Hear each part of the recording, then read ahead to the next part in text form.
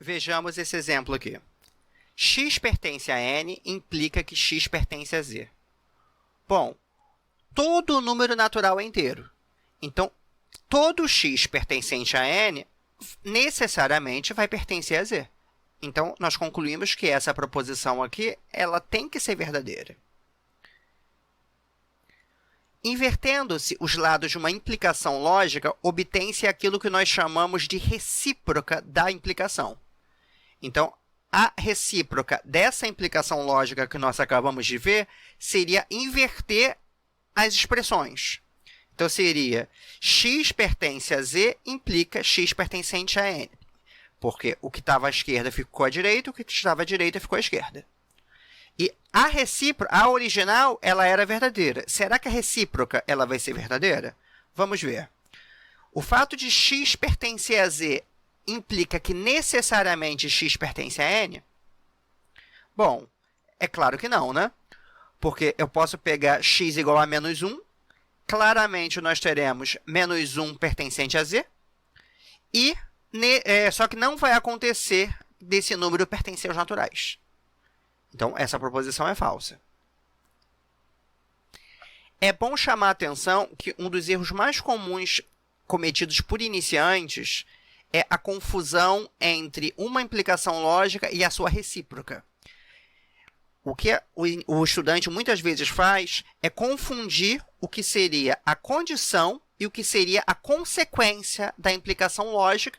E, às vezes, ao invés de analisar a implicação que ele quer analisar, que ele deveria analisar, ele, ao invés, faz análise da recíproca. Então, é importante tomar muito cuidado com isso. Quando vocês estiverem analisando uma implicação lógica, sempre tenham certeza de ter entendido qual é a condição e qual é a consequência dessa condição. Ok? Bom, a notação P seta Q até agora foi lida como P implica Q. Porém, existem outras formas de ler essa notação. Por exemplo, você pode ler isso como P acarreta Q, P obriga Q, se P, então Q. Essa é uma das mais comuns de todos.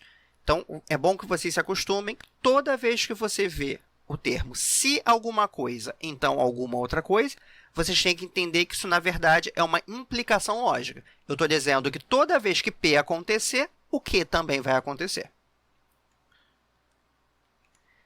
P é uma condição suficiente para Q.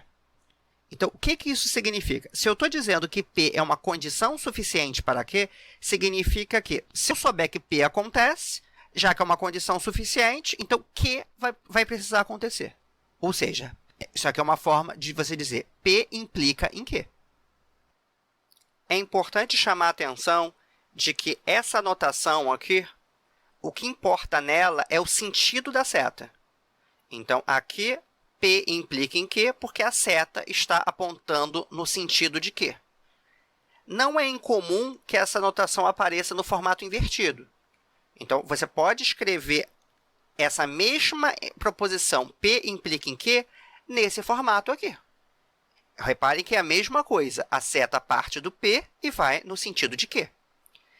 Existem mesmo variações mais divertidas, como, por exemplo, você pode escrever isso na vertical, P implica em Q, ou até mesmo, em algumas situações, isso já não é tão recomendado, mas eu já vi professores em sala de aula escrevendo na diagonal.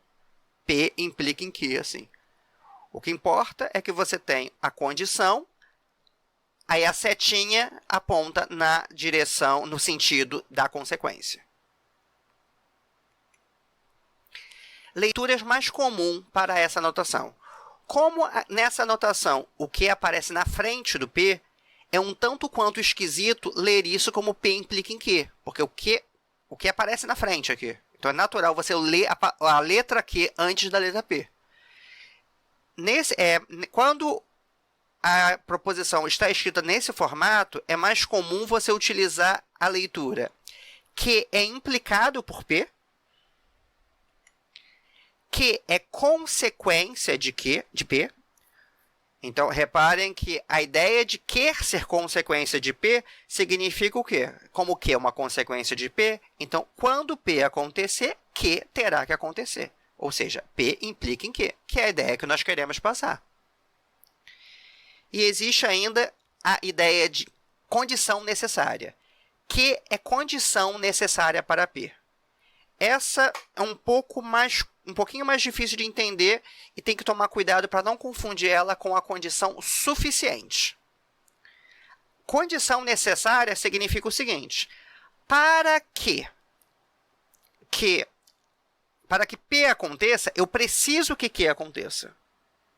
Se você souber que Q não acontece, P não vai acontecer. Então, eu vou colocar isso num exemplo prático. Imagina que eu tenho uma figura geométrica e eu digo assim para vocês: essa figura geométrica ser um polígono é uma condição necessária para ela ser um quadrado. Então, vocês vão concordar que a minha afirmação é verdadeira.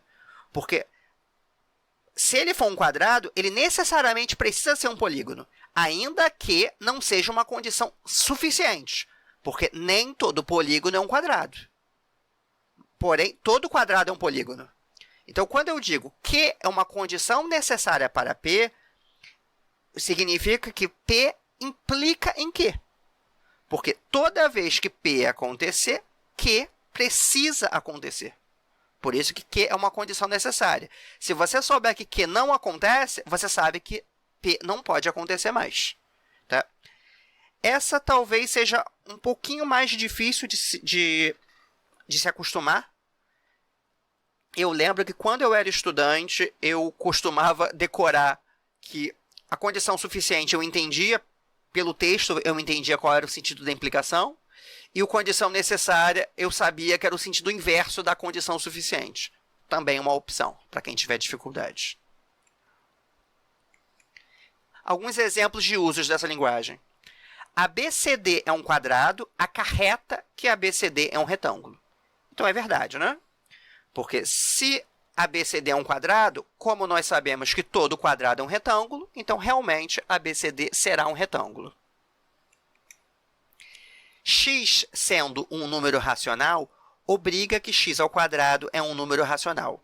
Lembrando que são os números racionais? São as frações.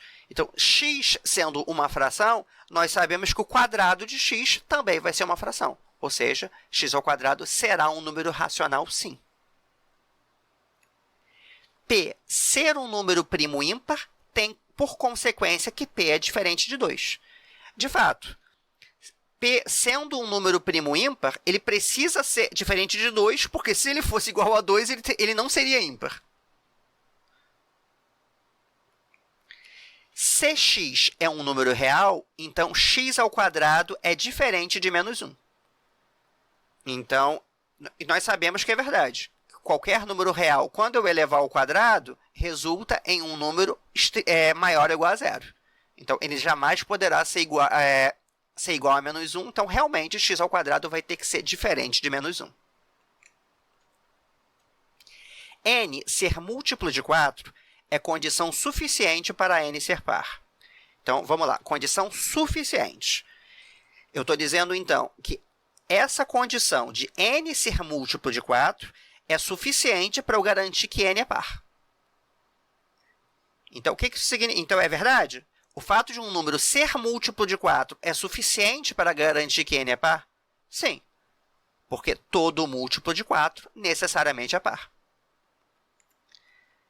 Esse exemplo agora com a seta invertida. Então, a seta sempre parte da condição e vai no sentido da consequência. Então, a condição é x pertence a R e x estritamente maior do que 50 implicam que x é maior do que 10.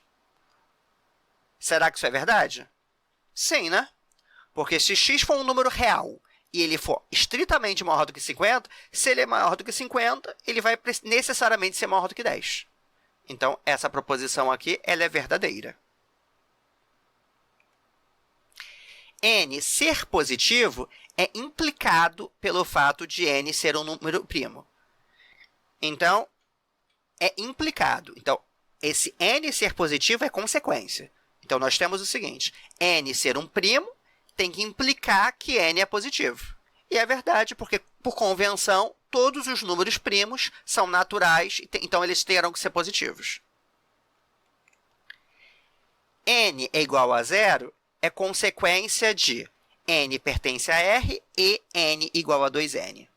Então, eu estou dizendo que n igual a zero é uma consequência dessa segunda afirmação aqui. Então, o que eu estou dizendo? Que se essa afirmação acontecer, a consequência é que n igual a zero. Ou seja, é uma implicação lógica. E, realmente, se n for real e satisfizer n igual a 2n, resolvendo essa equação aqui, nós concluímos que n é igual a zero. N ser um par é uma condição necessária para que n seja divisível por 4. Então, nós estamos trabalhando com uma condição necessária. Então, reparem o seguinte, n ser par é uma condição necessária para n ser divisível por 4. Por quê? Porque se o n for divisível por 4, ele precisa ser par. Não tem como n não ser par e ser divisível por 4. Então, isso aqui também é uma implicação lógica verdadeira. E reparem que essa implicação lógica ela está no sentido invertido. A condição é que n é divisível por 4 e a consequência é que n é par.